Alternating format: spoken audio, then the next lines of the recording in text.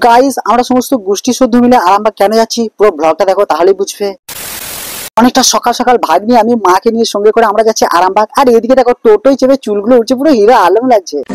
চাকানাকা করে চলে এলাম গলসি বাস স্টেশন। এসে এদিকে আমার মামাইতো বোন আমার নানিকে টোটো থেকে নামাচ্ছে। তারপরে সবাই গল্প করতে মেতে আছে আর আমি হালকা করে মামাইতো ভাইয়ের মাথায় হাতটা বুলিয়ে দিই। অনেক বড় হ বাবা। হ্যাঁ হ্যাঁ, এটা হচ্ছে আমার ছোট মামা, যাকে আমি অনেকটা পরিমাণে ভালোবাসি। বাসে উঠে দেখি এত ভিড় আর সমস্ত মানুষের বগলের গন্ধটা একটু অন্যরকমই লাগছিল।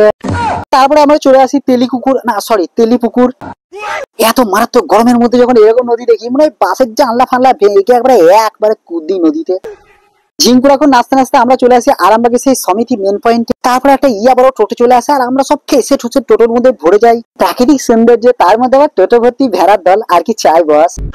টোটো করে একটু পথ পার করতে আমরা চলে এলাম মাসির বাড়ি। আর এই দেখো আমার মাসির বাড়ি এটাই। আর এসে একটা আলাদাই পরিমাণে শান্তি পেয়ে গেলাম। সত্যি বলতে তোমাদের মনে এবার একটা প্রশ্ন জাগতেই পারে, আমরা সবাই মিলে মাসির বাড়ি কেন এসেছি আরামবাগে, আর সেটা তোমাদের আমি বলে দেবো কেন এসেছি। প্রথমে খেয়ে নিচ্ছি শরবত, তারপরে আবার লুচির নাস্তাও ছিল।